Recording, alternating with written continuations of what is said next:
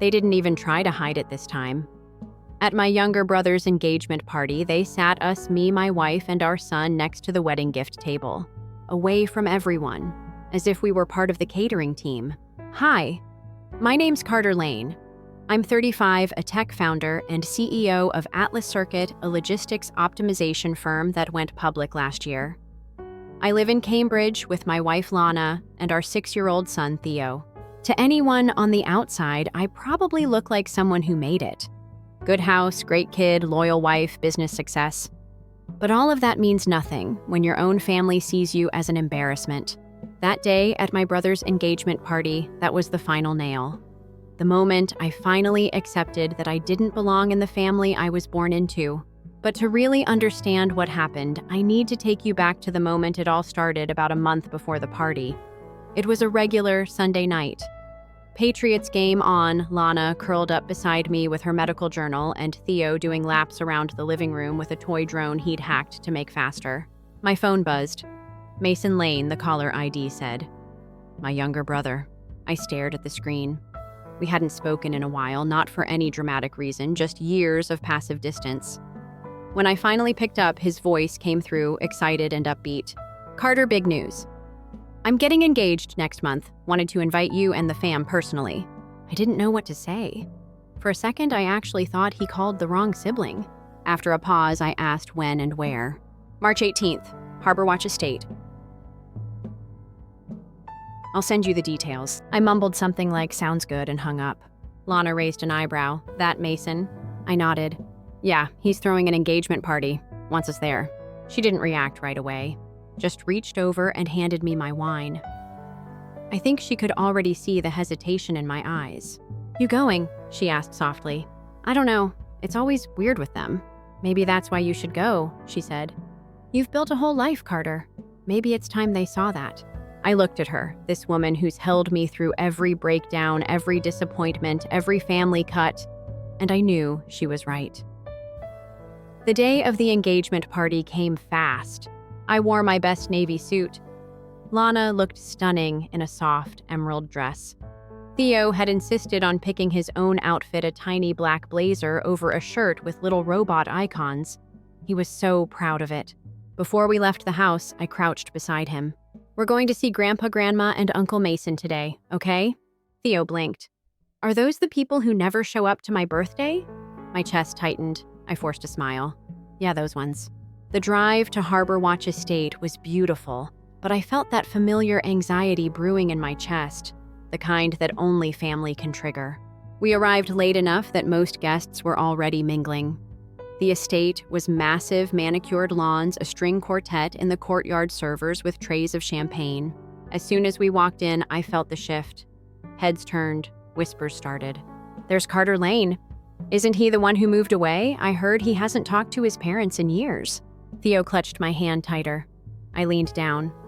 You're okay, buddy. I've got you. We approached the bar area where I saw my parents. My dad, Preston, looked thinner than I remembered. My mom, Delilah, wore her usual expensive but frosty expression. Mom, Dad, I said, trying to keep it neutral. Preston gave a tight nod. Carter. Delilah smiled politely at Lana and Theo. Lana, always a pleasure. And Theo, haven't you gotten big? That was it. No hug, no warmth, just performance. Then Mason arrived, looking like a GQ ad, clean tux, charming grin. Bro, you made it. He pulled me into a quick hug. I patted his back. Congrats. Right then, a tall man walked up, maybe mid-60s, slick gray hair, self-importance, practically dripping off his cufflinks. Mason, you going to introduce me? He asked. Of course, Carter, this is Harold Benson Ava's father, chairman of Benson and Bell Logistics. Harold, this is my older brother. Harold didn't shake my hand. He looked me up and down like I was wearing a Target clearance rack. Then right in front of everyone, he said, This, the brother your parents warned me about, the one who doesn't exactly fit the family mold. I wanted to laugh. Not because it was funny, but because the irony was almost cinematic. Benson and Bell had been trying to secure a partnership with Atlas Circuit for months, unaware that the guy they just insulted was Atlas Circuit. Instead, I just said, Nice to meet you, Mr. Benson. I've heard a lot about your company. He smirked. Of course you have. We're industry leaders. At that moment, Lana put a hand on my back, gentle grounding. I knew I couldn't change how they saw me, but I could control what happened next. We went to check in at the reception desk. The staff member typed our names, then hesitated. "Oh, yes, you're on the secondary list, right this way." "Secondary list?" I asked. She just smiled awkwardly and led us past the main banquet area, through the hall, down a side corridor, and finally to a lonely table in the back corner of the reception hall, directly next to the gift display. No centerpieces, no name cards, no other guests. Theo looked around. "Why are we all the way over here, Dad?" I forced a smile. Maybe they just ran out of space. But inside I felt humiliated. This wasn't an oversight. This was intentional. I excused myself and found the event manager, hoping for some clarification. But before I could even open my mouth, my parents showed up with Harold Benson in tow. Preston stepped in front of me, his jaw tight. "What do you think you're doing?" he asked sharply. "Don't make a scene." I blinked. "I just want to understand why we were seated away from everyone else." Delilah stepped forward, her voice icy. "Because we didn't want you to embarrass us in front of real guests." That hit like a punch. Even after all these years, I wasn't their son, just a potential stain on their image. Then Harold chimed in, smiling smugly. "Let's not cause a fuss. After all, some of us earned our seat at the table." That was it. Something inside me clicked. Not rage, not sadness, just clarity. I returned to Lana and Theo. She took one look at my face and whispered, "What happened?" I told her everything. Lana's eyes darkened. "We're leaving." I shook my head. "No, not yet." I pulled out my phone, opened my contacts, and called Reed, my COO. When he picked up, I said simply, "Cancel the Benson and Bell contract." He hesitated. "Carter, that's a $7.5 million deal." "I know, but I'm not signing off on anything connected to a man who just humiliated my family." Then I hung up. And I stood. I fixed my tie, looked at Lana and Theo, and said, "Let's go back inside. Not to fight, just to show them who we are." The moment we stepped back into the main hall, it felt like the temperature dropped 10 degrees. Conversation slowed, heads turned. The three of us walked in like we owned the room, even if part of me was still shaking inside. Lana squeezed my hand gently. Theo, walking between us, was clutching his toy robot like a shield. I wasn't there to make a scene. I wasn't trying to prove anything anymore. I just wanted to stop pretending I was okay being treated like an afterthought. So we kept walking, calm, steady, until we reached the center of the banquet hall, where Mason and Ava stood surrounded by guests, laughing. Mason saw us first. His expression shifted from surprise to confusion. He wasn't expecting us to walk in like this. He probably thought we'd still be tucked away by the gift table, quietly enduring whatever seating plan had been handed to us.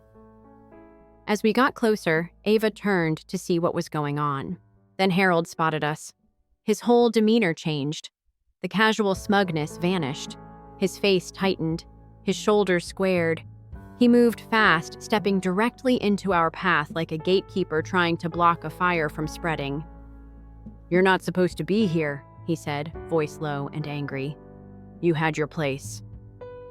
I looked him straight in the eye. "I know exactly where you placed us." And I decided not to stay there. His lips curled in annoyance. "This is a formal event.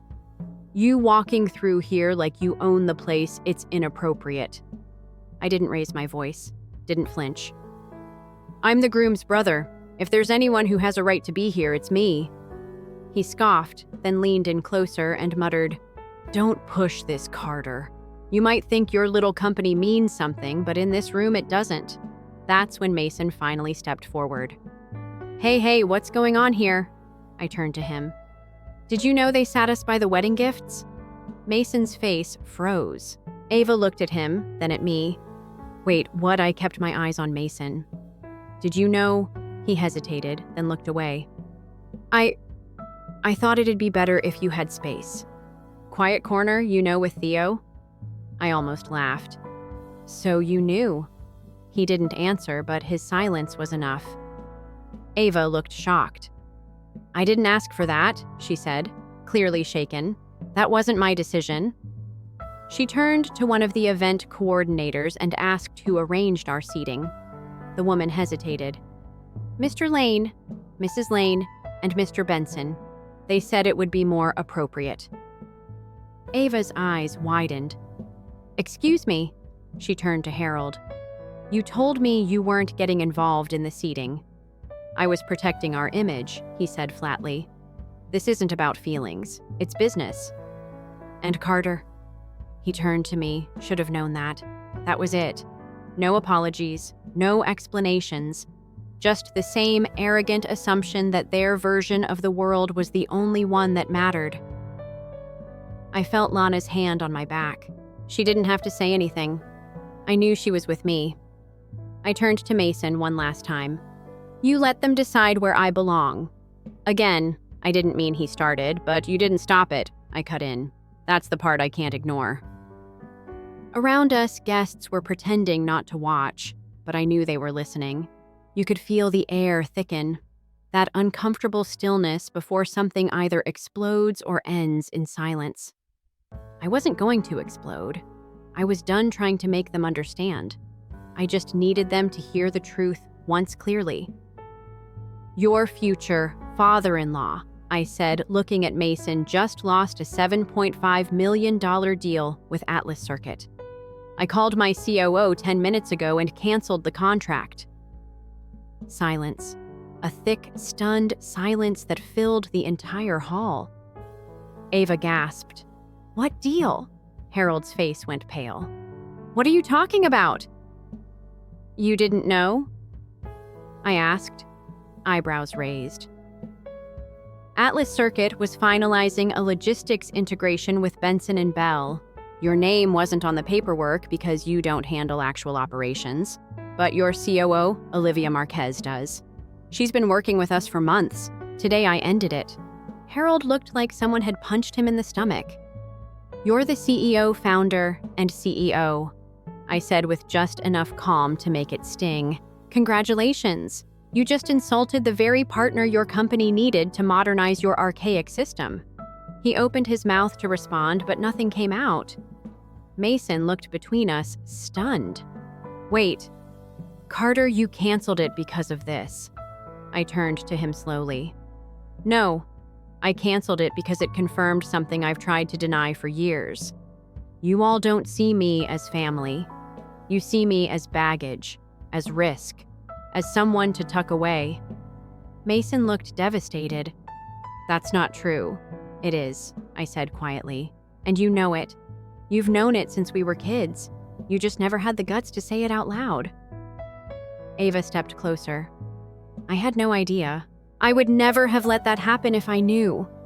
Her voice was shaking. I believe you, I said gently. But your father doesn't care who he hurts as long as he looks good doing it. She turned to Harold. Did you really do that? Did you really ask them to sit by the gifts? I did what was necessary, he snapped. You'll understand that one day. No, she said firmly. I won't. She looked at Mason. I hope you understand what kind of people you've allowed to run this day. Mason looked down, speechless. Around us, guests were murmuring. I caught snippets. Is he serious? 7.5 million? That's the CEO of Atlas Circuit. It was happening, not because I made a scene, but because I refused to disappear. I looked at Lana. She nodded. She was ready. I turned to Theo. Time to go, buddy. Theo looked around confused. Did we do something bad? No, I said softly. We just showed up when they didn't want us to. That's not bad. That's brave. I didn't need to scream. I didn't need to tear the place down. The damage had already been done by them, and now everyone could see it. As we walked toward the exit, I passed Harold. He was still frozen, trying to process the financial disaster unfolding in real time. If you're looking for Olivia's number, I said as I passed, don't bother. She won't take your call. Then I walked away. I didn't look back. I didn't need to. I knew this was just the beginning. The rest of the story, it was still unfolding. By the time we got to the car, I finally exhaled. Not the kind of breath you take after a long run, but the kind that escapes after years of holding it in. Lana quietly helped Theo into the back seat. He was still fiddling with his robot toy, humming to himself like none of the tension from inside touched him. I envied him for that. For the clean innocence of not yet knowing what it's like to be turned into a ghost by your own blood. Lana slid into the passenger seat and looked at me. She didn't ask how I was. She knew. Her hand reached over, found mine, and just stayed there. No words, just her being there, the one place I always felt seen. As I started the engine, I glanced in the rearview mirror. Harbor Watch faded behind us, grand and hollow. And I thought that building holds a family I don't belong to anymore. Not because I left, but because they pushed until there was nothing left to hold on to. That night we got home late. Theo was asleep before his head even hit the pillow. I lingered in his room for a while, brushing his hair back gently, thinking about the way he looked at me when he asked if we did something wrong. It burned. Not just because it hurt him, but because I realized something awful. I had stayed in the orbit of this toxic family out of guilt, out of obligation, hoping someday they'd come around. But I wasn't staying for him, and that had to change. When I finally joined Lana in the living room, she was sitting on the couch, wine in hand, already halfway through a true crime documentary neither of us would remember tomorrow. She turned to me. "You okay?" I gave her a half smile. "I think I am, which is weird. I thought I'd feel more wrecked." She nodded. "You stood up for yourself, for us. Maybe that's what peace feels like." I leaned back into the couch head, resting against the cushions. Harold's face when I told him I canceled the deal, that was something. Lana chuckled softly. "I'll be replaying that moment in my head for weeks. Poetic justice with a bonus." We sat in comfortable silence for a while. The air felt lighter, like some invisible rope around my chest had finally loosened. And then my phone buzzed. It was a message from Mason. "Mason, can we talk soon, please, just us?" I stared at it. Not because I didn't expect it, but because I didn't know what I wanted to say yet. Lana glanced over. "Is it him?" I nodded slowly. "Yeah, he wants to meet." She hesitated, then said, "Do it if you need closure, but don't do it expecting change." She was right, as usual. Mason always did just enough to stay likable, but never enough to be trustworthy. Still, part of me needed to hear what he'd say when it was just the two of us, stripped of parents' titles, expectations. So 2 days later, I met him. At a little cafe in Brookline we used to go to when we were in college. He was already sitting at the corner table when I arrived, 2 coffees waiting. The moment I sat down, he leaned forward, voice low. "Carter." I screwed up. I didn't respond, just waited. He shifted uncomfortably. I should have said something that day.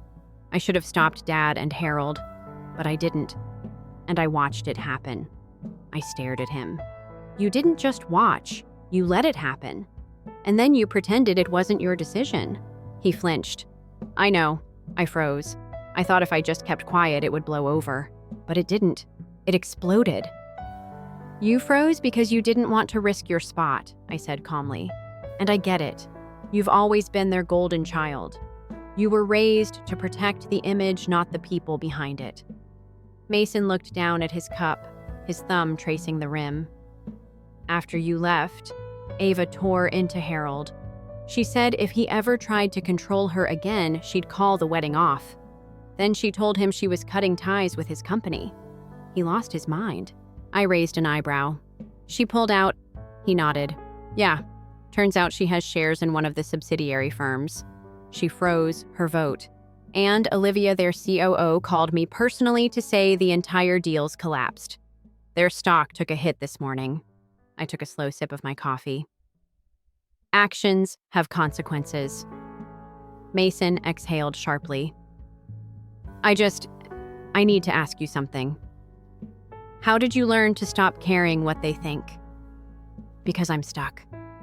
Every time I push back, I feel like a terrible son." I looked at him, really looked. "Mason, I didn't stop caring overnight.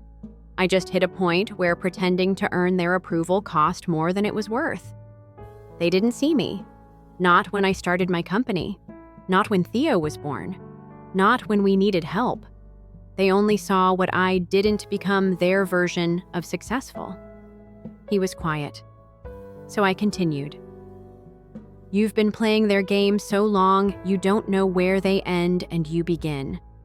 You want my advice. Stop playing. Find out who you are without their blueprint. Mason didn't say anything for a while. Then finally he nodded. I've been thinking, Ava and I don't want a big wedding anymore. Not after that disaster. We're canceling the venue. We're going to do something smaller. Just people who actually matter. That caught me off guard. And your parents? Not invited, he said simply.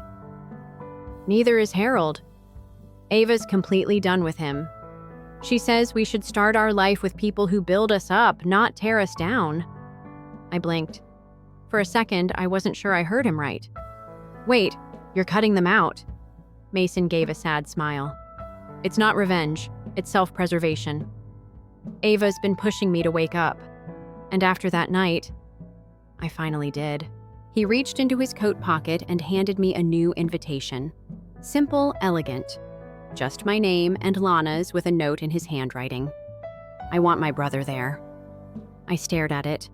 This is different from you. It's the first real thing I've done for myself in years, he said. And I hope you'll come. I tucked the invitation into my jacket pocket. I'll think about it. He smiled, not expecting more. That's all I ask. As we stepped outside into the crisp spring air, I realized something. For the first time in a long while, Mason looked free. Still figuring it out, sure. Still unsteady. But free in a way that told me maybe, just maybe, things could change. Not because I forgave, not because he begged, but because he finally chose his own voice over the family's expectations. And that gave me a sliver of something I hadn't felt in years when it came to him hope. The morning of Mason's second wedding felt different. I didn't realize how much weight I'd been carrying until I saw Lana helping Theo button up his little dress shirt and caught myself smiling, really smiling, without thinking about who might be watching.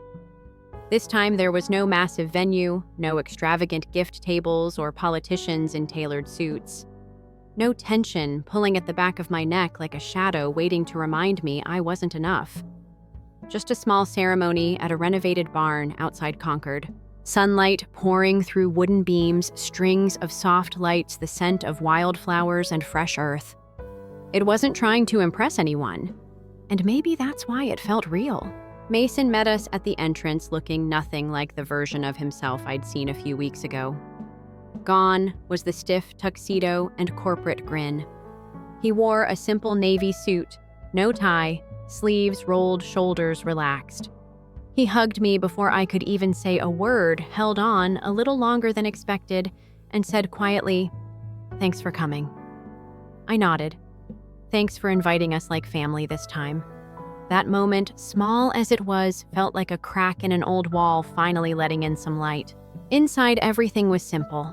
White chairs lined the aisle, a modest arch wrapped in eucalyptus leaves. About 50 guests tops. I recognized a few of Ava's friends, some old college buddies of Mason's, and a handful of people I didn't know, but every single face felt intentional. No one there for politics or business handshakes, just people who mattered to the bride and groom. That alone said everything. When we were led to our table, I froze for a second. A handmade placard, handwritten in elegant script, read, "Carter Lane and family brother of the groom." Lana noticed too. Her hand slipped into mine under the table. That single line, that little card, meant more than 1,000 speeches. I didn't need a spotlight, I just wanted to stop being erased. And for the first time, I felt seen. Theo was having the time of his life. He made fast friends with 2 other kids his age and spent the entire cocktail hour trading robot trivia with a 6-year-old named Miles. Watching him run around the lawn, laughter trailing behind him, I felt something loosen inside me. Not just relief, but pride.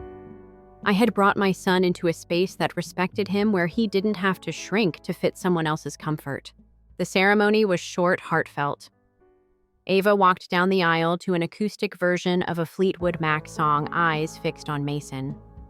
When they reached each other, they didn't do the whole over-rehearsed speech thing. They just spoke. From the heart. Ava said, "You never tried to impress me, and that's why I trusted you." Mason said, "You made me want to be honest with you, with myself, with everyone." It was the kind of wedding you remembered not because it was perfect, but because it was honest. After the ceremony, Mason and I found a quiet moment behind the barn, away from the music and laughter. He leaned against a wooden post, looking out at the field. "I almost didn't go through with it," he said. I raised an eyebrow. "The wedding?" He shook his head. "The changes, cutting off Dad, saying no to Harold, choosing a different path." I was terrified. But now, he glanced back at the guests. "I feel like I can breathe." I took a slow breath too. Took me a long time to get there. Years, honestly. But yeah, once you stop trying to earn their approval, the air gets clearer. He looked at me. "Do you think they'll ever understand I thought about that for a second? About our mother's cold stares, our father's silence, the way they clung to status like it was a life raft. Maybe I said, but that's not the point anymore. You don't need them to understand. You just need to understand yourself." Mason didn't respond right away, but I could see it sinking in, that shift, that internal click when you realize validation doesn't live outside of you anymore. He smiled, not the polished smile he used to give at networking events, but something softer. "Real. Thanks, man." I nodded. "Anytime." Back inside, the first dance started. Nothing flashy, just the two of them swaying slowly to a song I didn't recognize but somehow felt like the background to something healing. Lana leaned her head on my shoulder, and I felt Theo nestle into my other side, finally tired from all the running. My little family. The one I built, protected, and would always choose over anyone who couldn't accept us. As the night wound down, a few guests came up to me, not out of curiosity or gossip, but with genuine warmth. One of Ava's uncles said, "Your brother's lucky to have you." I nodded, still a little unsure how to receive compliments like that. Another woman, a friend of Ava's, added, "You really set an example for him. He told us everything." I paused. "He did?" She smiled. "Not the whole messy version, but enough. Enough to show how much he looks up to you now." That stuck with me. Because for years, I thought I'd lost Mason to their world. That maybe he'd bought into the narrative they spun, that I was always too intense, too difficult, too off-brand for the Lane family. But watching him that night, I realized he hadn't been lost. He'd just been trapped. And sometimes it takes watching someone else break free to find your own key. On the drive home, Theo fell asleep in the back seat again, clutching a cookie wrapped in a napkin like it was treasure. Lana reached over and touched my leg gently. "You okay?" I nodded. "Actually, yeah. For the first time in a long time, I think I am." She smiled softly. "I'm proud of you. Not for canceling the deal, not for standing up to them, for knowing when to let go and when to let someone back in." I reached over, took her hand, and held it the rest of the way home. Because she was right. What mattered most wasn't punishing the people who hurt me. It was protecting the people who hadn't. And tonight, I did both. The day after Mason's wedding, I woke up before the sun. Not out of anxiety, not from replaying every interaction or bracing for backlash, just awake. Rested. My body, it seemed, had finally exhaled fully. I walked downstairs quietly, letting Lana and Theo sleep. The house was still and golden with early light, the kind of morning where you realize how loud your life used to be even when nobody said a word. I made coffee and stood by the window, watching the trees shift outside. Something inside me had changed, and I didn't want to lose that clarity. Then my phone buzzed. The name on the screen stopped me. Mom. I stared at it for a long time. I hadn't heard from her since the engagement party, not even a snide comment or one of those backhanded texts that pretended to be casual. I let it ring until it stopped, then watched as a message came through. Just 4 words. We need to talk. I didn't answer. I didn't feel the pull I used to that childhood instinct to fix everything to earn love through silence. Instead, I poured my coffee, stepped onto the porch, and let the cold bite at my skin for a moment. I was done performing, done shrinking, and definitely done being summoned like some guilty employee called into a parent's office. By noon, a second message came in, this time from Dad. We'd like to meet. One conversation, no drama. The irony made me laugh. They'd built their entire lives around drama, passive-aggressive seating charts, whispers at parties, alliances that changed depending on who they wanted to impress. Now they were asking for peace. But not because they'd changed, because the cost of ignoring me had finally caught up. I didn't respond right away. I needed space to decide from power, not pressure. Later that evening, I told Lana. We were sitting outside on the back patio watching Theo draw in chalk on the pavement. She didn't interrupt, just listened as I read the texts aloud. When I finished, she asked softly, "What do you want to do?" I looked at her, then at our son, then back at the glowing sky. I'm not sure. A part of me wants to hear what they'll say. Another part doesn't care anymore. Lana nodded, then wait. If you're not sure, don't rush it. Let them sit in the silence they built. The next day, a letter arrived. A real one. Handwritten in my mother's precise, cold cursive. The kind that looked like it belonged on formal thank you cards or monogrammed invitations. It wasn't long, just 1 page, but every word was sharp, polished, and carefully chosen, which somehow made it worse. No apology, no ownership, just veiled regret wrapped in elegant phrasing. We never intended to hurt you. We thought we were protecting you from embarrassment. You've always been difficult to place among certain guests. But we do love you, even if it hasn't always shown. We'd like to move forward as a family. We hope you'll meet us halfway. I read it twice, then a third time. Nowhere in that page was the phrase, "we were wrong." There was no "we're sorry," just "we thought, we hope, we'd like." Not once did it ask how I felt, what I needed. It was a request to re-enter their carefully curated version of family, not an invitation to rebuild something honest. I left the letter on the table and went upstairs to tuck Theo into bed. He was already half asleep, one arm slung over his stuffed robot like a tired soldier. As I pulled the blanket over him, he mumbled, "Is Uncle Mason happy now?" I paused. "Yeah, bud, I think he is." He nodded once, then drifted off. That question stayed with me. Because I knew it wasn't just about Mason. It was about all of us. About whether we could find joy after everything we'd endured. Whether healing was a straight line or a slow dance with boundaries. That night, I wrote my own letter. Not to send, not yet. But just to see what truth felt like on paper. It was raw, uneven, honest. I wrote about the birthdays they missed, the subtle digs, the way they introduced me as our older son who works in tech instead of Carter, who built a company from scratch.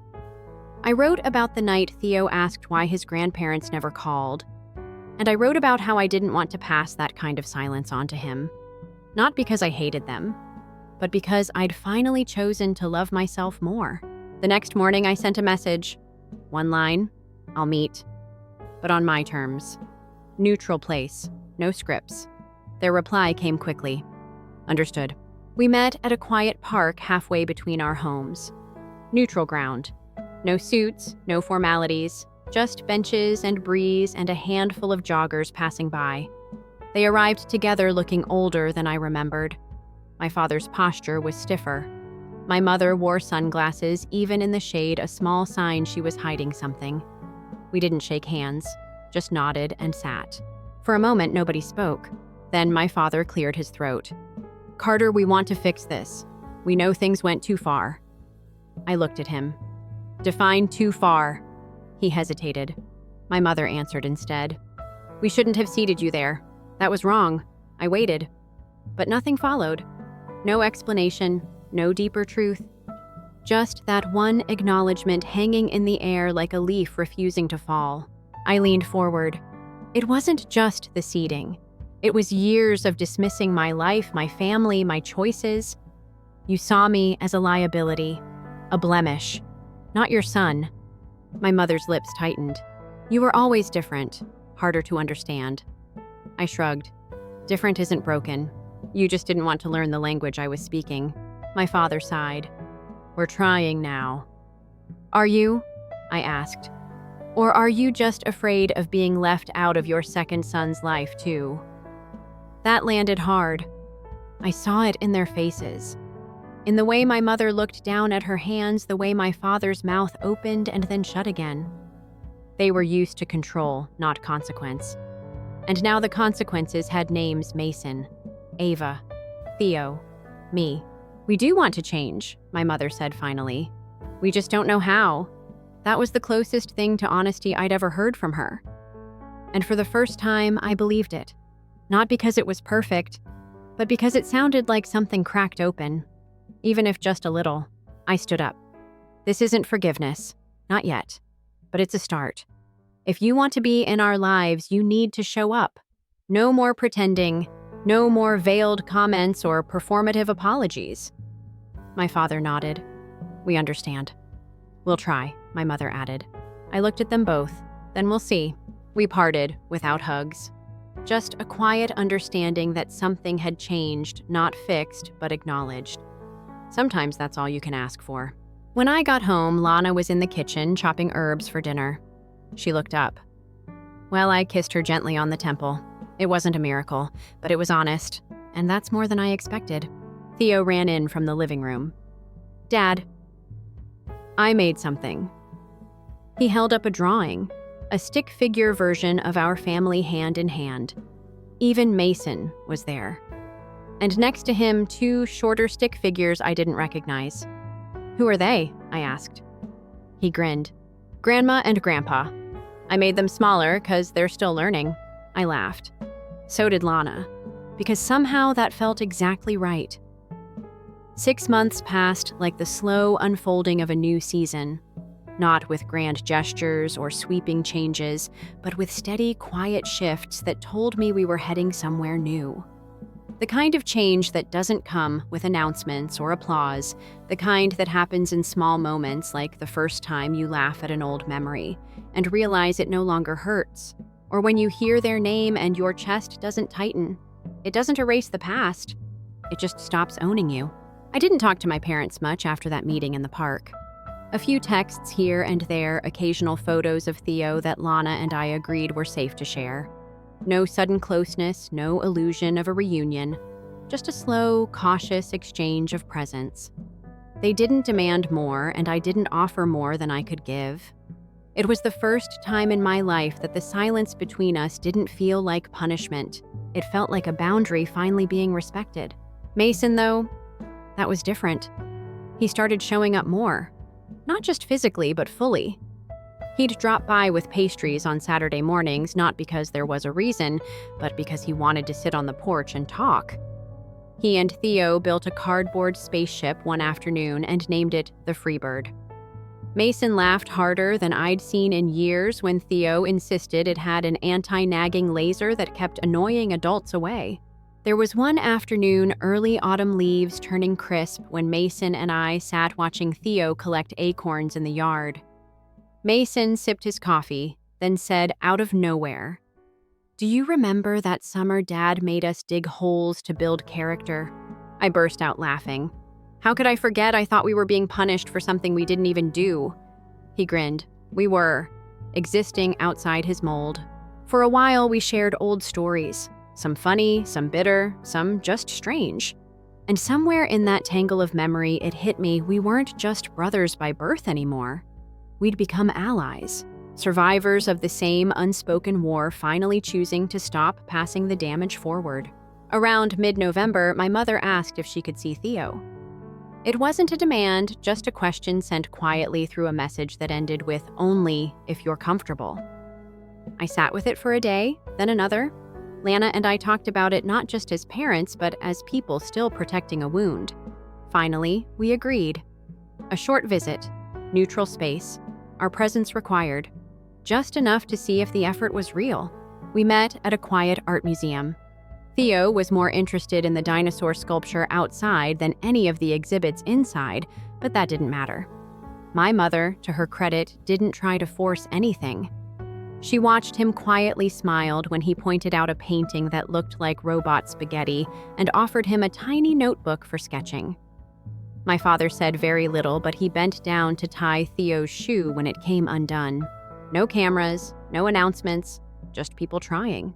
When we left the museum, Theo turned to me and said, "They're weird, but not scary." I smiled. "That's a pretty accurate review." Lana nodded. "We'll take weird over cruel any day." By Christmas, things were stable. Not warm, not glowing with nostalgia, but steady.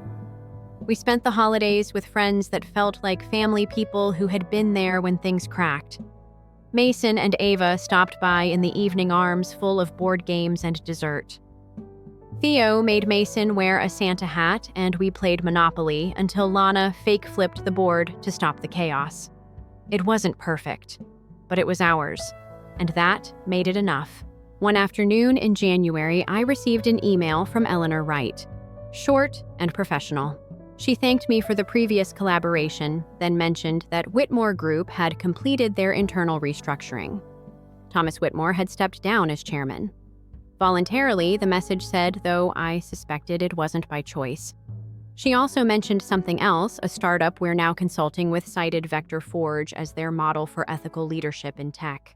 I read that line twice, then closed my laptop and sat back, breathing in the moment.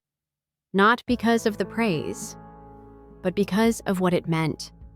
That standing up for myself, for my family, had ripples I'd never see impacts beyond that one explosive night. I wasn't the guy at the gift table anymore. I never really had been. They just didn't know it yet. On the first warm day of spring, Theo and I built a small raised garden bed in the backyard. He insisted we plant both sunflowers and strawberries. Flowers make people happy, and strawberries are for eating, he explained as if it was the most obvious logic in the world.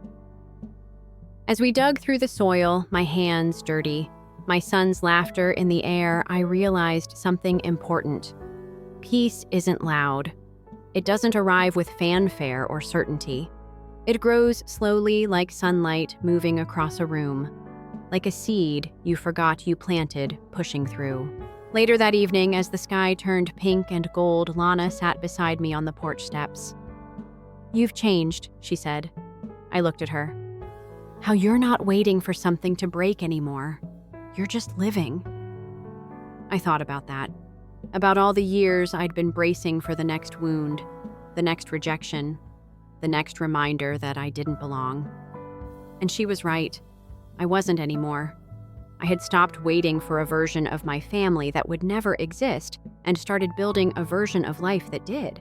As the sun dipped behind the trees, I turned to her and said, "Thank you." She smiled.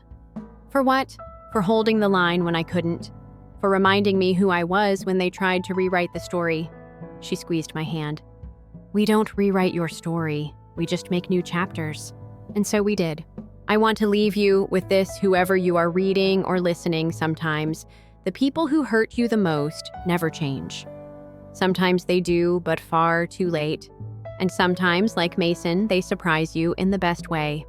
But no matter what they choose, your worth was never in their hands. You don't need permission to be enough. You don't need a seat at their table to build your own. And if you ever find yourself standing alone, remember this. It's better to be alone in truth than surrounded by people who only love the version of you they invented. This is Carter Lane's story. Not the broken son, not the family disgrace. Just a man who chose himself, who protected his own, and who finally learned that self-respect is the one inheritance nobody can take from you. If you've made it this far, thank you. Drop a comment. Tell me your thoughts, your own story. We're all just trying to make peace with our pasts and build something stronger in the space where silence used to live. Don't forget to like, subscribe, and share this if it spoke to you. Until next time, keep choosing you. Story 2. Right now, you are not the first priority. Mason is more in need of us. My mother sent me the message. On the day I graduated from college, I called her and my father 20 times. I couldn't stop pondering after reading the message. My oldest brother Mason was going through a difficult time. However, I saw the picture they shared on social media around midday.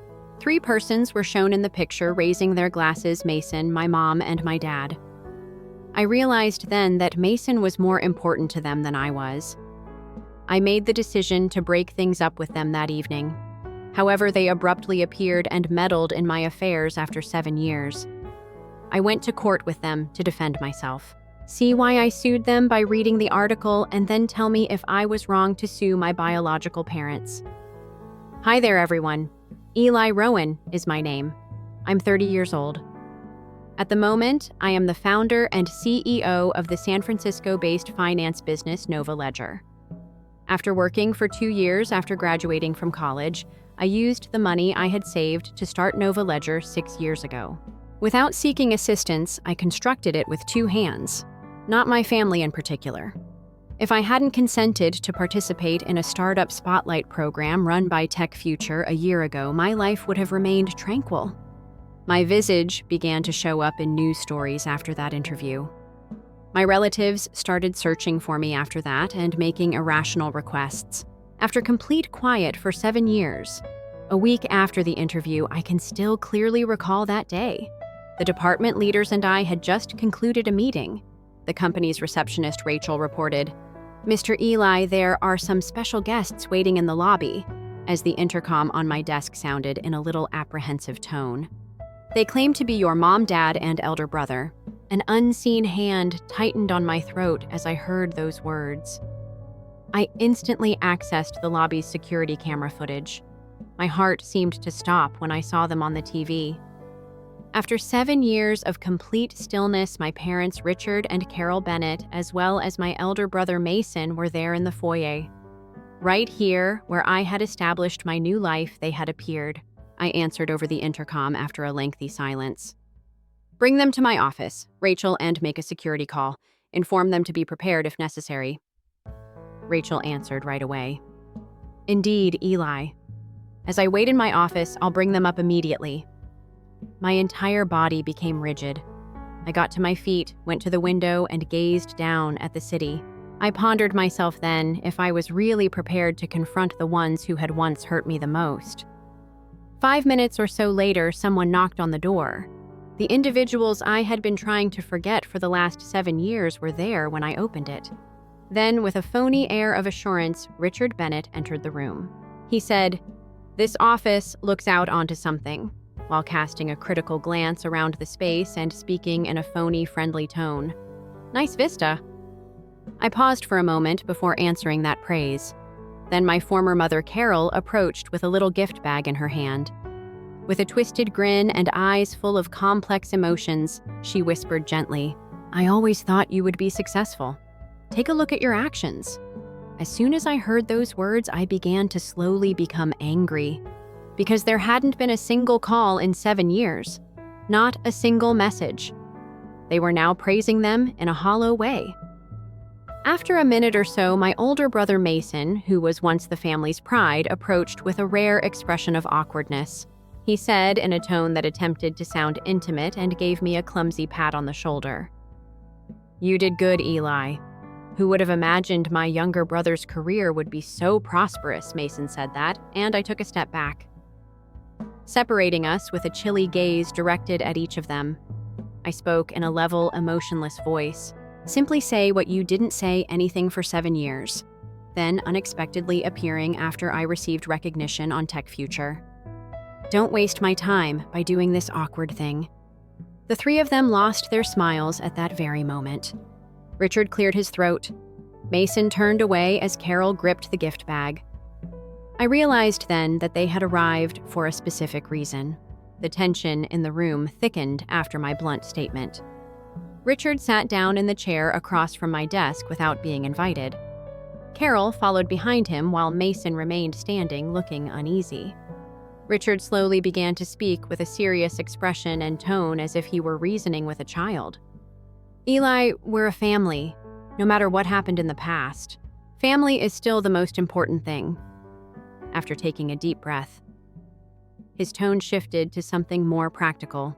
"Mason just left his old job. I think you should arrange a position for him at this company." When those words left his mouth, Carol quickly chimed in. Her voice rushed. Make Mason the CFO. He studied that in school. A big company like yours needs someone trustworthy. After hearing those suggestions, I turned my gaze to Mason, who finally looked up. He eventually spoke with a forced smile and eyes that couldn't meet mine. Eli, I know this seems sudden, but I really can help you. I worked at Davidson Finance for 7 years. I know how to optimize cash flow, manage risk. He paused, took a deep breath, then continued with more confidence. I looked at Novel Ledger's public financials. Your marketing expenses are too high compared to the industry average. I can assist you cut at least 15% without hurting performance. Also, your existing financial structure isn't optimum for the forthcoming expansion phase. As soon as Mason finished speaking, Richard nodded in agreement and swiftly added, C. Mason can assist you a lot. He has extensive financial expertise. Then, with phony confidence, Richard made one more proposition. Also, you should offer your mom and me 20% equity. We're simply asking for 20% to retire on. You know our pensions aren't enough to support our costs. Right after that, Mason jumped in as CFO. I'll help you establish a long-term financial strategy with the correct plan. Know the ledger might quadruple in growth during the following 2 years. I've analyzed your company's strategy extensively and identified a lot of untapped prospects. After all that was stated, I sat back in my chair, gaze riveted on a painting on the wall, a ship going during a storm. I inhaled deeply while attempting to control my rage. I inquired a few seconds later in a voice so calm it was disconcerting. Let's return to the day of graduation, on the most significant day of my life. Where were you? Carol attempted to interrupt Eli at that point. The past is the past. We ought to concentrate on the future. I spoke loudly and interrupted Carol just after she finished speaking. Respond to my query. Mason cast his gaze to the ground, crinkled fists. Richard found it difficult to speak. At that point, Carol dared not look me in the eye. As my queries lingered, I could see the bewilderment and embarrassment on their faces. I took out my phone and accessed a folder of old pictures. The first picture was the invitation I gave to all 3 of them 7 years ago for their graduation. I started in a steady voice. I called everyone and forwarded this to every one of you, telling them that this was the most significant day of my life. I went so far as to say that your presence was more important than the degree. After saying so, I scrolled left to see a note from Carol in a neutral tone from the morning of the wedding. I read it out loud. Right now, you are not the first priority. Mason and I have a crucial appointment with your father. I turned to Carol after reading it and explained that after calling you and Dad about 20 times and receiving messages inquiring about your arrival time, that was the only message I had gotten on my graduation day. Then I noticed Richard looking at Carol. Mason's shoulders were hunched and he had yet to raise his head. Carol put her palm to her lips as though she had suddenly realized with a weird composure how harsh her remarks had been after seeing the letter again. I turned to the next picture, a snapshot taken at the precise moment of the graduation ceremony from Mason's Instagram. Extending the phone before them, I was standing by myself among thousands of contented families when I remarked, "This is the photo you posted." I then enlarged the picture to reveal that they were seated in an upscale eatery. Mason, Richard, and Carol were all grinning as they clinked champagne glasses. A well-wrapped present was seen in the frame's corner. Later on, I discovered that Mason had received a Rolex watch as a token of appreciation for his promotion. Even after 7 years, I still had a strong pang in my chest after uttering it. I vividly recall how it felt to stand by myself in my graduation gown as classmates and their families surrounding me, carrying vibrant flowers and snapping photos. I recalled the humiliation I felt when my advisor said, "Eli, where are your family members?" and how I had to pretend they were caught in traffic in order to lie. I go to the last picture a few seconds later, which is a screen grab of a message I wrote to our family group chat. I read out loud in a deeper voice. From now on, Mason is the sole kid in this household. I read the message, then took a moment to think. They all remained silent. I went on. None of you have contacted me via phone, text, or email since that day. Not even an apology. No justification. I was highlighted by Tech Future 7 years ago, and now you're here. To be honest, that is absurd. Carol burst into tears as soon as I said it. With one hand firmly grasping the armrest, Richard turned his head away. When Mason did glance up, his expression was that of a youngster who had just been caught in the act of doing something improper. Then Carol tried to explain in a shaky voice, "At the time, we were going through a lot. However, Eli, I have always adored you. You must comprehend your parents." Mason interrupted her once she had finished speaking. "Eli, it was my fault. That day, I informed my parents that I needed them. You have always made me envious of your intelligence and independence. They spoke of you as though you were flawless all the time, as if you didn't require assistance or backing. And me, they were always necessary to me." Mason finished a few seconds later. Richard got up to put his hand on my shoulder, but he stopped when he noticed the icy expression in my eyes. He spoke in a raspy voice. "Eli, I apologize. I was mistaken. Can this be fixed?" I smiled a little bitterly at that point. The echo of the loneliness I experienced that day was all I could hear in my mind. The sensation of getting my degree while standing by myself on stage without my family cheering. Nobody is snapping photos. Nobody gave me a hug and expressed their pride. That was the day I realized I may never have belonged to them in the first place. I examined each of them separately. Carol, with what may have been genuine tears. Richard's expression was one of remorse, but it was too late. And Mason, the elder brother, I used to look up to as a kid, is now only a shell of the man he once was. I realized then that there was nothing more to fix. Too many injuries had healed into scars, and too many years had gone by. I got up, set my phone down on the desk, and muttered quietly, "You should go," as those unpleasant memories came flooding back. "Don't return here." After I stated that I stopped caring about the Bennett name a long time ago. Richard leaped to his feet. His expression changed from humiliation to rage in an instant. He snarled, "Eli, what on earth are you talking about?" At that moment, I laughed dryly and without humor as a cold rage swept down my spine. I took out a set of documents from a drawer. They were sealed in a clear folder, their edges yellowed with time. I spread them out on the desk and slowly opened each page so they could see the legal documents that were processed 4 months after I graduated to change my name from Eli Bennett to Eli Rowan. These documents included the San Francisco County Court seal and the judge's signature, with an unnervingly serene voice. "Why shouldn't I change my name?" I asked Richard, looking him in the eyes. "Actually, Mason looks much better with the Bennett name. Your precious child. He's the only person you've ever needed, isn't he?" When I said those words, I saw Richard's face turn pale and then red with rage. He was unable to control his rage, and his hands were clenched into fists, turning his knuckles white from clenched teeth. "You little bastard," he growled. "Have you renamed yourself without informing us? After that outburst, do you still respect those who saved your life?" I was struck by an odd silence. No more pain, no more anger. A cold, final clarity, that's all. With a flat, steady tone, I stood tall and looked at each of them. Mason staring in shock, Carol sobbing silently, and Richard shaking with rage. "You have 5 minutes to get out of this building," I said. "If not, as soon as I finish speaking, I'll call security." Richard came charging at me. Only a step separated them.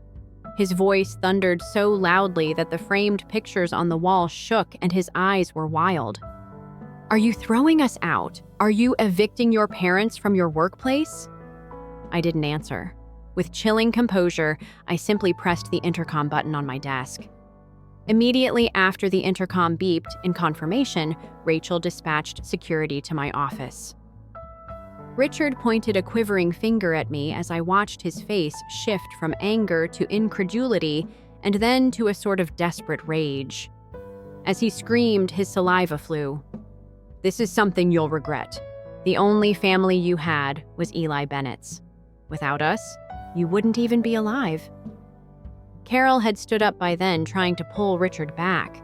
Mason still stood frozen in place like a statue, his eyes wide with disbelief at the scene unfolding before him. About a minute later, 2 large security guards entered the room. I gave a simple, low, and explicit instruction.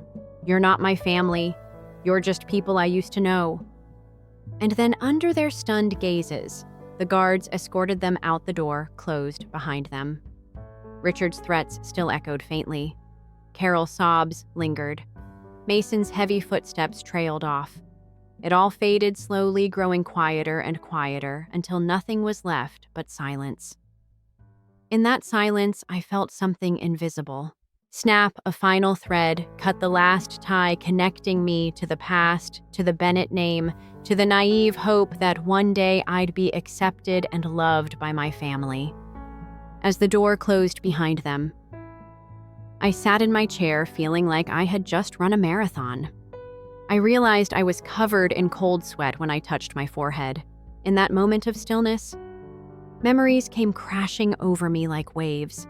Memories I thought I had buried long ago.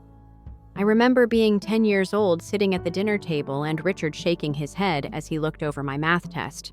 He had said, "Why can't you be smart? Like your brother Mason never got grades this bad." I remember being 14, overhearing a chat between Carol and our neighbor. She had remarked Mason had promise. As for Eli, we don't anticipate much. Then I was 18, the day I got my admission letter from Stanford. Richard shrugged and responded coldly. "Getting accepted is fantastic, but tuition's pricey. You got a strategy for that?" At 22, I worked day and night to fund my final semester's tuition. Meanwhile, Mason called to gloat about his shiny new SUV, a present from our parents to commemorate his promotion by 24. I established Nova Ledger in a modest rented office. I slept on a worn-out couch since I couldn't afford a home or office. A knock at the door dragged me back to the present as I kept wandering through those recollections. After I called her to come in, Rachel went inside, her face plainly anxious with a trembling voice. She said, "Eli, they've departed, but they're shouting in the lobby. The elder man says he'll tell the whole nation the truth about you. Not because they were afraid, but because they knew they wouldn't give up lightly. Hearing that was like a knife to the chest." In a steady, quiet voice. "Thank you," I said, and Rachel increased security. "No one should be allowed to return to this building." After Rachel departed, I noticed them leaving the building via the window. Richard continued to shout. Anger distorted his face. I got the uneasy impression that a true family drama was about to start at that very time. After a nearly restless night of reliving all that had transpired, I headed straight to the office the next morning. I gave Nova Ledger's private lawyer, David Kramer, a call. Since the day the business was established, I came right to the point as soon as David answered the phone. "I need you to write a stop and desist letter right now, David." After a little silence, his voice could be heard over the line. "Eli, what's happening on who is pursuing us?" in a steady voice. I informed him of Richard's threat and our interaction from yesterday. After I was done, David sighed. His tone became solemn. "I will immediately prepare the letter. We'll let them know that the firms will sue them for defamation and deliberate injury if they do anything to damage your reputation." I added, "Send it by email, hard copy, and text." As soon as he stated that, "I want evidence that they have received explicit warnings." After a few seconds, David hesitantly inquired, "Are you certain about this, Eli? They are your brother, your parents, and your family." I abruptly interrupted him before he could complete the thought. "David, they're not my relatives. All they have in common is my DNA. Now do it." Following the call, I had an odd sense of relief, as though confronting them head-on had relieved a burden I was unaware I had been carrying. That afternoon, David told me the cease and desist letter had been sent. I exhaled deeply once he confirmed it, wondering if this was the end of a much longer war or just the beginning. I was in the middle of a meeting with the product development team 3 days after the cease and desist letter was received. Rachel's voice was unsteady, and her face was clearly anxious when she knocked on the door. "Eli, you must see this immediately," she urged. She gave me an iPad that had a Facebook video playing on it. The moment I saw Mason's face in the video, I knew it. He was seated in my parents' well-known living room. His voice was tremulous and deliberate, and his eyes red as though he had been sobbing. Mason greeted everyone while staring directly into the camera. "I'm Mason Bennett, Eli Bennett's older brother, and I currently go by Eli Rowan, CEO of Nova Ledger." Blood rushed to my cheeks as soon as I heard those words. Mason went on in the video, his voice becoming increasingly impassioned. "My brother has entirely forsaken his own family after getting affluent, therefore I feel compelled to speak out. He was reared, loved, and supported by our parents at his most trying moments." The next scene in the video shows Richard and Carol seated on the couch, Carol crying. "I couldn't tell if it was real or fake," she remarked in a stifled voice. "In order for Eli to attend college, we had to sell our home. We gave him everything, and now when we go to his company, he throws us out." Then Richard added with a phony look of grief that he wouldn't even let us into the business. "We were thrown out like criminals by security." I turned off the video at that moment. I was unable to watch any longer. I placed the iPad on the table, my hands shaking with anger. With a worried expression on her face, Rachel stood quietly. I asked, trying to speak steadily, "How many people have viewed it?" After a little silence, Rachel answered quietly, "There have been over 50,000 in the last 3 hours, and it is rapidly spreading." I forced myself to think straight by closing my eyes. They are lying about having to sell their home and about having to raise me in a difficult situation. We are total and utter fakes. Nevertheless, they had bundled them into an irresistible tale for the internet. I opened my eyes a few seconds later and spoke in a firm, definite tone while glancing at Rachel. I advised calling David Kramer right away and calling an urgent executive team meeting. Rachel exited the room 30 minutes later. I looked at my phone. Numerous alerts, emails, texts, and even missed calls from reporters. The realization that the news was spreading more quickly than I had anticipated sent a shiver down my spine. I picked up the iPad once again and read the comments that were posted beneath the video. Already, the internet was splitting into opposing factions. While some questioned the veracity of the story, others were incensed at the unappreciative son. However, the majority were spreading it, talking about the newest family drama in the IT industry. I was angry at the time not only because of their deceptions, but also because of their tactics.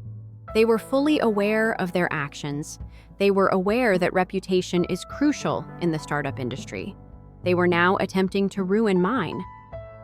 One question crossed my mind as I stood there: should I make my own public video in response, or should I remain silent and let the law do the talking? An hour later, Nova Ledger's whole executive staff was assembled in the main conference room. Faces I recognized gazed at me with interest and worry. David Kramer, who sat to my right, made a firm motion while maintaining a serious expression. Mason's video was shown on the large screen. For the next 5 minutes, there was silence in the room as everyone observed a series of emotional lies. After the video concluded, I got up and in a voice that was so calm as to be unnerving, I looked everyone in the room in the eye. "This is a purposeful smear campaign," I said. "I refuse to allow it to impact our business." I paused for a moment, then went on, this time determined. "I've made the decision to sue them for intentional economic harm and defamation. The filing will be turned in by David tomorrow morning." A few folks exchanged anxious glances. At that point, Jessica, our marketing director, spoke cautiously. "Eli, might this make things worse? Maybe they desire attention and a lawsuit will just accentuate it." Before I could react, David stepped in, his voice firm and professional. "This isn't just about personal reputation. They're aggressively seeking to harm the company's worth. It impacts all of us, even our investors. We have to act decisively." I nodded in accord with a determined gaze. I glanced the room and stated I won't comment to that video publicly. Instead, we'll let the law do the talking. I've already turned over all the proof to David. The mails, the documentation indicating I paid my tuition. Every document demonstrates that I never had their assistance. I added a few seconds later while remaining calm. I want everyone to concentrate on their work in the interim. Don't answer any questions from the media. Send all of this to legal. The assembly adjourned around 5 minutes later. One by one, the team members quietly and thoughtfully walked out of the room. David and I were the only ones left. He gave me a glance that conveyed his quiet comprehension. "Are you okay, Eli?" David said in a quieter tone. A skewed smile and deep fatigue swept over me as soon as he said those words. "I'll be fine, David," I answered. I'm accustomed to being by myself. I realized then that I had no choice but to keep going, even though I knew the path ahead would not be simple. The first repercussions appeared 2 days after the video was uploaded. Our marketing director, Jessica, knocked on my office door as I was seated there. Her speech was unsteady and her face tight. "We just lost the Stellar Finance account," she stated. When she said those words, I felt as though I had been smacked. One of our largest clients, Stellar Finance, had a contract worth more than $180,000. I inquired a few seconds later while attempting to remain composed. Did they provide an explanation? Jessica put a printed email on my desk right away. As she read it out loud, her voice trailed off. "We avoid doing business with organizations that are embroiled in moral disputes. After the matter is resolved, we could re-examine the connection." My phone rang at that very time. Ethan from the sales team was there. His voice was urgent as he reported Eli. "The health tech just left. This familial conflict is not something they want to be associated with." That trend persisted for the remainder of the day.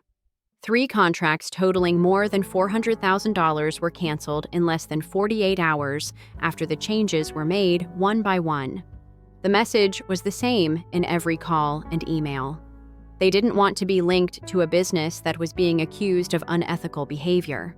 I sat by myself in my office that evening after everyone else had left.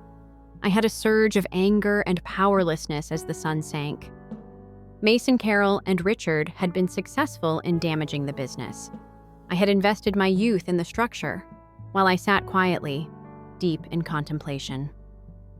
The silence was broken by a knock on the door. David Kramer entered carrying a suitcase made of leather. He stayed behind even though I believed he had already departed, with a determined expression. "I've prepared the full lawsuit file," he replied, setting the suitcase on the table. "We will be requesting reimbursement for any monetary losses as well as injury to our reputation." There was stillness for a minute, and then I inquired, tired. "David, do we stand a chance? Is there anything we can get from them?" David reassured me by smiling confidently in response. "They will make interest payments. I've investigated their resources. A totally paid-off home worth around $450,000 is owned by Richard and Carol. Mason has a home worth $500,000, a BMW, and around $200,000 in cash." I experienced an odd sense of emptiness when I heard those statistics. I didn't desire that. I did not wish to destroy their lives or take away their houses.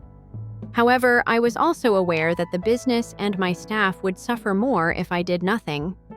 I sighed deeply, nodded, and said, "Go ahead, David.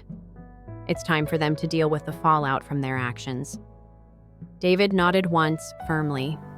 I pondered then if I was growing cruel or defending everything I had worked so hard to create.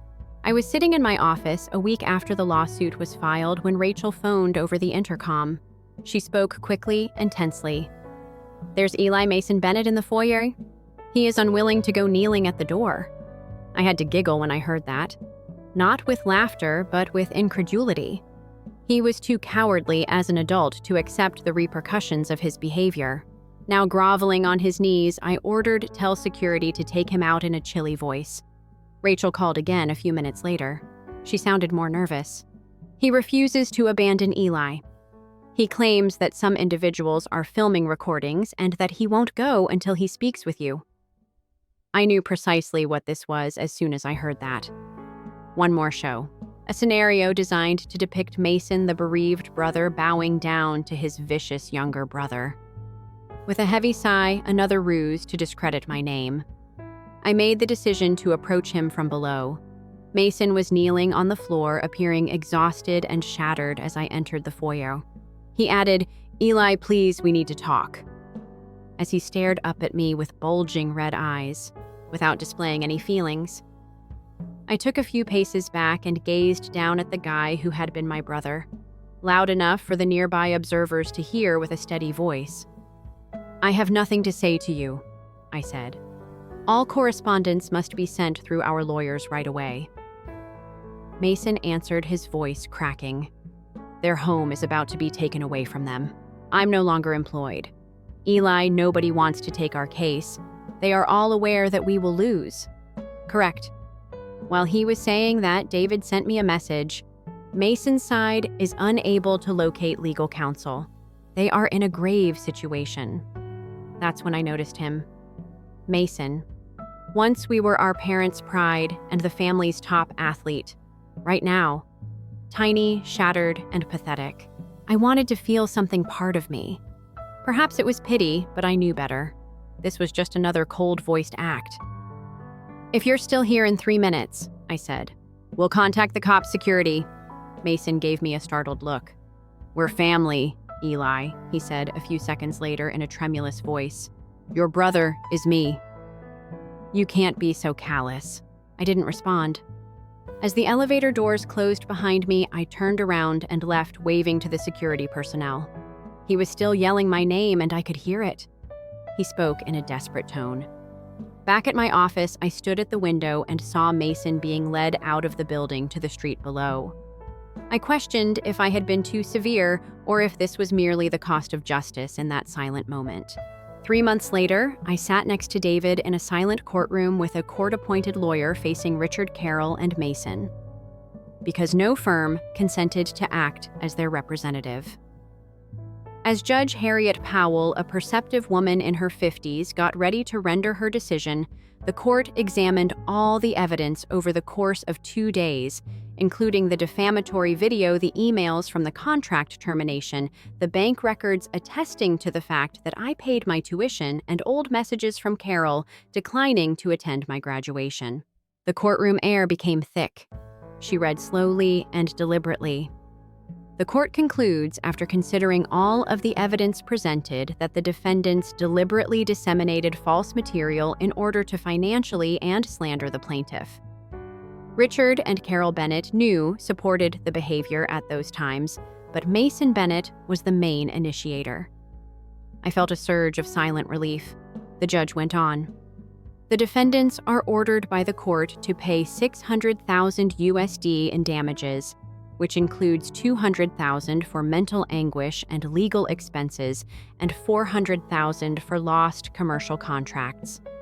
The defendants must also apologize publicly and take down any offensive material that was uploaded while the verdict was being read. Carol started crying, and I heard it. Mason kept his head down, his shoulders shaking with every breath, while Richard remained still, his expression empty. David gave me a soft shoulder touch and gave me a meaningful glance. "We succeeded, Eli," he added. Nevertheless, I didn't experience happiness or victory at that same time. I had never imagined this type of success, but I needed it to protect what I had created, so all I felt was a weird, hollow silence.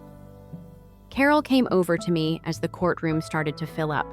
She begged in a shaky voice, "Eli, can you lower the amount we have to pay?" As tears ran down her cheeks. Not a word, not even a glimmer of feeling. I passed her Richard, motionless, and Mason, who was still unable to raise his head, in the San Francisco sun leaving the courthouse. Without turning around, I got into the black Tesla that was waiting for me. I realized then that I had really lost my family. David kept me informed on the judgment's enforcement on a regular basis over the following 3 months. Mason's apartment was sold. In the same time frame, Richard and Carol had mortgaged the house they had occupied for 35 years. The extended Bennett family learned of the case. My grandmother, 2 cousins, an aunt, and I were among the family members that attempted to visit the Nova Ledger office. Security sent them all away against my explicit orders. Rachel put a little card on my desk one day. She said in a soft voice, "When your grandma went, she left you this." I took the card and looked at the familiar weak handwriting. It contained a single brief phrase when I opened it. "You have a frigid heart." My chest surged with a piercing agony. My grandma, who taught me to read and used to hug me every Christmas, had also turned against me. However, I pushed the emotion aside without hesitation as soon as it appeared. I ripped the card into tiny fragments and tossed them in the garbage. There was an odd quiet as time went by. I received word that all of the damages had been covered. After a brief appearance on a family drama discussion thread, Mason's stiff, formulaic, apologetic video vanished from view. In the meantime, the contracts we had lost started to be replaced by new ones. As people's attention shifted away from the family turmoil and back toward the value that Nova Ledger provided, the company's image gradually improved. I remained out of the spotlight throughout that period. I didn't make any comments, go to any events, or do any interviews. I decided to be quiet, allowing time to wash away what was left. While working late one evening, an unknown email address sent it to me. I almost deleted it on site because of the sender's name, Richard Bennett. But I had to open it for some reason. It was a brief message. Just one line. "Carol is in the hospital. It's serious." I stayed still for more than an hour after reading those lines, gazing out the window into the night sky of San Francisco.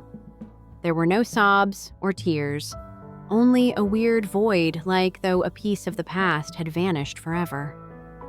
Despite the email, I didn't respond. I chose not to visit the hospital. At that time, I didn't send flowers. I was aware that the severance was final. No space remained for sympathy. No room remains for reconciliation. Nova Ledger opened a new office in Toronto, Canada, over a year following the court's decision. Even though the firm had grown in size, I still had total authority. I stayed in my little flat overlooking the bay on Russian Hill. Only the present and the future are displayed on the walls, not old family photographs or mementos. My narrative comes to an end here. This is the one piece of wisdom I would like to leave you with. Accepting that not every relationship is destined to be rescued can occasionally lead to complete liberation. Certain wounds are too deep. There are betrayals that are too painful. The most loving thing you can do for yourself in those situations is to let go.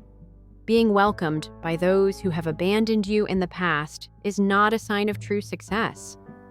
Knowing that you remain true to yourself when you look in the mirror every morning brings you serenity. Create a family with people who genuinely appreciate you. They only need to respect you. They don't need to be your biological relatives. I also want to ask all of you who are still present and listening to the last seconds before I wrap up the narrative. Was it wrong of me to sue my brother and parents in order to get back what had always been mine? Tell us what you think in the comments section below. Sincerely, I'd want to speak with you. Remember to subscribe to the channel so you don't miss any more tales of people who had to make the most difficult decisions in their lives. See you on the upcoming episode. My name is Eli Rohan. I appreciate you listening.